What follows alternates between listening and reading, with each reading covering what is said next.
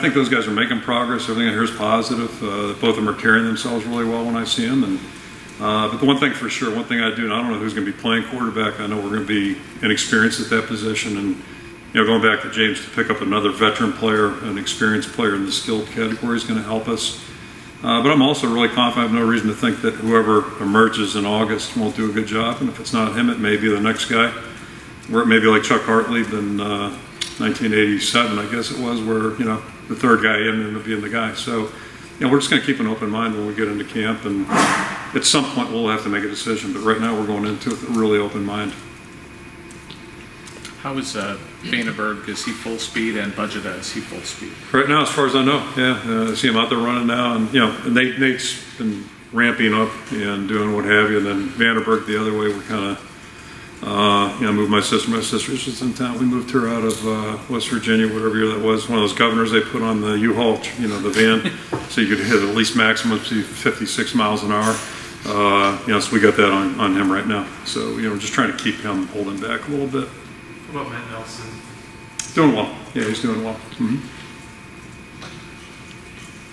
What about wide receivers right now? What are you hearing? I mean, where do things kind of stand with the other guys? The guys are all working hard, and obviously Matt is an experienced player in the group, and then after that, it's pretty wide open. So, so I think each story is a little bit different. We've got the younger guys, first and second year guys that are, hopefully making that climb right now.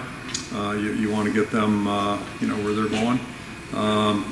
But they're all working hard, and we'll just, we'll keep pushing forward. We'll have a lot more answers. Unfortunately, I won't have much new for you next Monday or Tuesday, but we'll have a lot more answers hopefully by the middle of August. But I kind of go back to the quarterback discussion. One thing I do know is those guys are really quality guys, and they work hard, and they're both doing all they can to be ready to go. And I feel that way about the receivers too, from what I've seen during the out of season. I see them a couple times a week running, that type of thing. So the one thing that makes you always feel good is when you watch the guys work. They work hard, they're pushing themselves. So how it translates to football, I can only hope it will help, but it's not going to make them experienced. But Sean wasn't experienced either the first time he took the field. He did a pretty good job out there.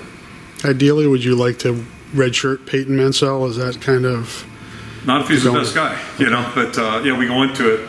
He's climbing a little bit steeper hill than the others just because of the learning. Sure. But if he emerges as the guy, that's there's no. We've got an open mind at every position right now, and if that happens, it happens. I don't know if it's realistic, but we'll let that play itself out on the field.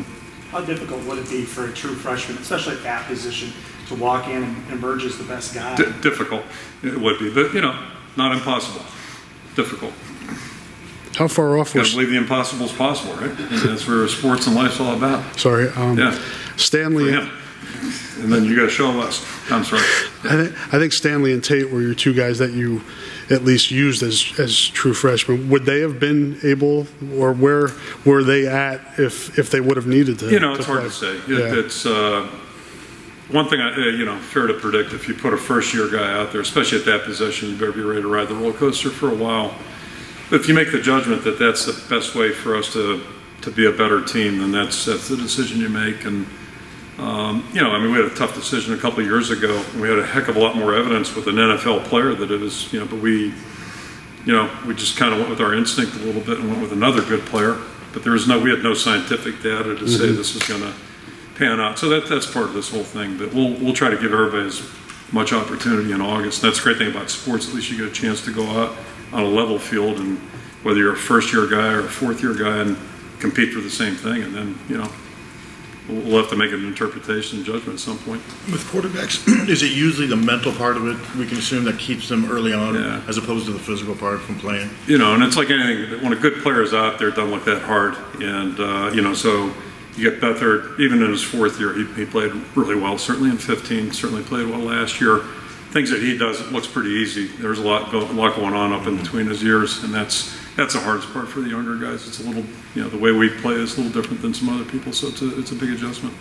Daniel Nixon will not be here in the fall. Correct. Yeah, correct. He's going to be here in January. I don't know if I can say much on that. I think he's a prospect right now, but he will not. The first answer to the first question is correct. Yes, correct. Is Boyle trying to get me in trouble? Is Boyle sticking at quarterback, or is he moving back? Yeah. No, right now he's our third guy. Okay.